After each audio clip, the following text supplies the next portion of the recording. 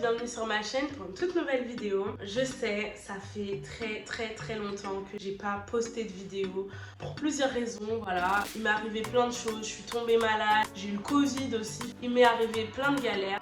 Comme tu as pu voir dans le titre, je vais aborder le traitement des Haïtiens en République dominicaine et aux Antilles par la même occasion. Alors comment m'est venue cette idée de vidéo? En tant qu'haïtienne, j'ai très régulièrement senti le rejet au sein de la communauté antillaise. Plus jeune, je me qualifiais d'antillaise à juste titre car Haïti fait partie intégrante des Antilles et se trouve dans les grandes Antilles. Donc je vais vous montrer la carte d'Haïti, voilà. C'est vrai qu'à chaque fois que je me disais antillaise, je me disais systématiquement que non, je l'étais pas, que c'était pas pareil, que les Haïtiens et les Antillais c'était différent. Donc en grandissant, j'ai compris pourquoi les Haïtiens étaient constamment rejetés au sein de cette communauté. Il n'y a pas qu'aux Antilles que les Haïtiens sont victimes de discrimination. Ils sont également victimes de discrimination en République dominicaine. La République dominicaine qui est pourtant pays frontalier, car ils se trouvent sur la même île en fait. Donc je vais vous mettre la carte. La République dominicaine et Haïti partagent la même île.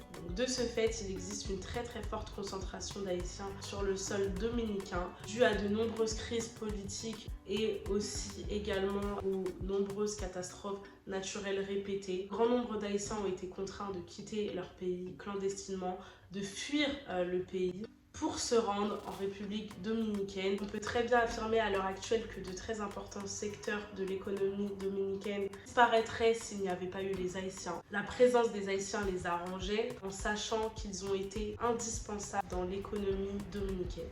Donc cette discrimination remonte il y a bien longtemps, elle remonte du 19e siècle.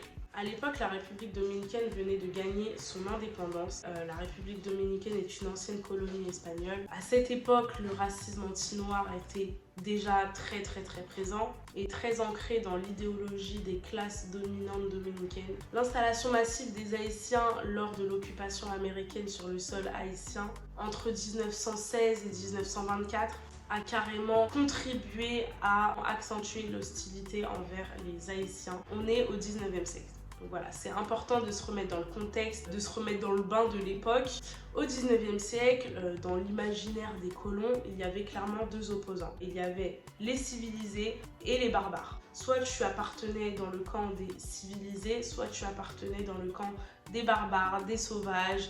Et Haïti, bien évidemment, représentait les barbares, les rebelles, les sauvages, selon la perception occidentale, mais aussi dominicaine. Donc pour rappel, Haïti est le premier pays noir à avoir pris son indépendance en 1804, ce qui à l'époque a renforcé cette image de rébellion, de rebelle, de sauvage. En clair, l'indépendance prématurée d'Haïti dérange énormément en Occident. Ne se gênez pas du tout pour répandre des rumeurs fausses concernant le peuple haïtien, à savoir que les Haïtiens étaient des cannibales, des sauvages, des violeurs, et j'en passe. Ces rumeurs se propageaient un peu partout en Europe. Donc de ce fait, pour revenir à la République dominicaine, l'ex-président Rafael Trujillo était, comme tout le monde à l'époque, sous l'influence des Occidentaux. Rafael Trujillo a complètement développé une phobie pathologique à l'égard des Haïtiens, ce qui a conduit à une extermination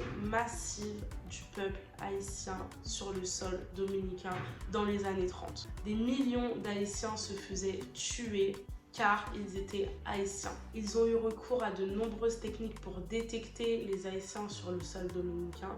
Des contrôles au faciès, donc si la personne paraissait trop négroïde, elle était directement placée en tant que suspect. On demandait aux suspects de prononcer des mots imprononçables pour s'assurer de leur nationalité. Et lorsque les Haïtiens se faisaient démasquer, ils se faisaient tuer. Il y a eu entre 5 000 et 20 000 morts suite à ces contrôles. En revanche, ils épargnaient les Haïtiens qui travaillaient dans les plantations de canne à sucre, car il leur était utile à l'économie dominicaine. Alors pour légitimer les massacres envers le peuple haïtien, la République dominicaine utilise clairement la propagande.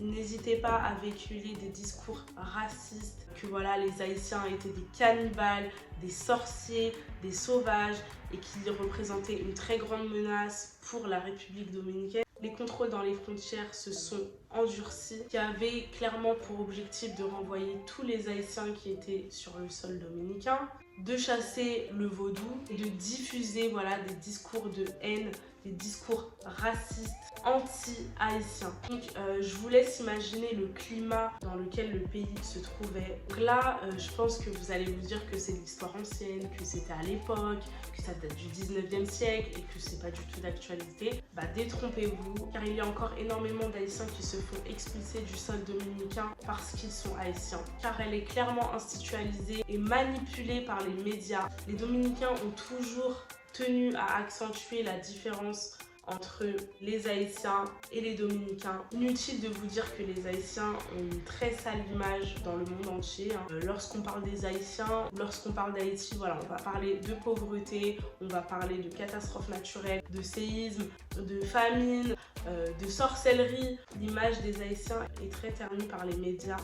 D'ailleurs, pour celles et ceux qui n'auraient pas vu la vidéo de Grandeur Noire qui parle justement d'Haïti, de l'image médiatique, etc., je vous laisse regarder la vidéo que je mettrai justement en barre d'infos. C'est une vidéo très complète et elle en parle très bien, donc je vous la mettrai en barre d'infos. Bref, de nos jours, les Haïtiens continuent de se faire expulser du sol dominicain. La discrimination envers les Haïtiens continue et c'est aussi malheureusement le cas aux Antilles. Quand je dis Antilles, je parle des Antilles françaises, donc à savoir la Guadeloupe, la Guyane, la Martinique, etc. Il existe une discrimination plus qu'évidente dans les Antilles françaises. Pour vous dire jusqu'où va la discrimination, un Haïtien qui est né aux Antilles, on va prendre l'exemple de la Guyane, donc un Haïtien qui est né en Guyane, qui parle du coup le créole guyanais, etc., sera considéré comme un Haïtien. En revanche, un Dominicain qui est né en Guyane, qui parle le créole guyanais, etc., sera considéré comme Guyanais. Je ne sais pas si vous captez la nuance, les Haïtiens en Guyane sont considérés comme des Haïtiens et non comme des Guyanais, même s'ils sont nés là-bas, même s'ils ont vécu là-bas, même s'ils parlent la langue. Il y a clairement une distinction. Voilà. Les Haïtiens sont très mal vus dans les Antilles françaises.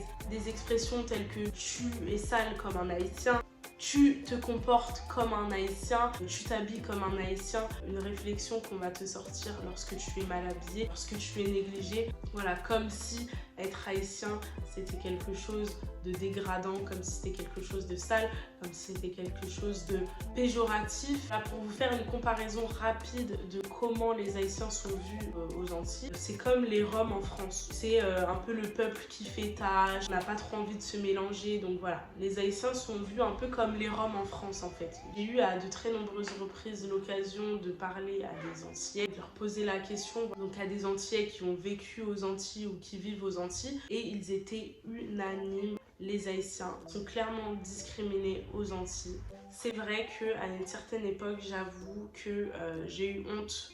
J'ai eu honte de mon pays, j'ai eu honte d'être haïtienne et je savais pas vraiment comment me qualifier. Je sais pas si je devais me considérer comme antillaise, comme africaine ou simplement comme haïtienne en fait. C'est clair qu'à présent ce n'est pas du tout le cas. Donc là je vais m'adresser à tous les Haïtiens qui pourraient potentiellement regarder cette vidéo, d'être fiers de notre pays, d'être fiers de nos racines, d'être fiers de nos religions, d'être fiers de nos couleurs et de les porter avec fierté. On est le premier pays noir à avoir pris notre indépendance en 1804 suite à la bataille de Vertières en novembre 1803. Rien que pour ça, on devrait être fiers d'être haïtiens. Et là, je vais parler à tout le monde et aussi aux Haïtiens de faire attention, de ne pas se faire manipuler par les réseaux, par les médias qui véhiculent clairement une très mauvaise image de notre pays. Haïti, ce n'est pas que la pauvreté, ce n'est pas que des séismes, ce n'est pas que des catastrophes naturelles, ce n'est pas que la famine. Haïti, c'est un très beau pays. Haïti, c'est les plages au sable fin, au sable blanc, à l'eau transparente. C'est des paysages impressionnants et incroyables. Haïti, ce n'est pas que la misère, ce n'est pas que des bidonvilles, ce n'est pas que la corruption, ce n'est pas que ça. Et là, voilà, je demande à tout le monde d'être vigilant et de ne pas croire ce que les médias essaient de véhiculer ou essaye de cacher. Pour moi c'était très important de faire cette vidéo aujourd'hui et je suis très contente de revenir avec ce sujet qui me tenait très particulièrement à cœur. La vidéo touche à sa fin, ça m'a fait un bien fou de refilmer. C'est vrai qu'on m'a suggéré sur Instagram de parler de mon pays.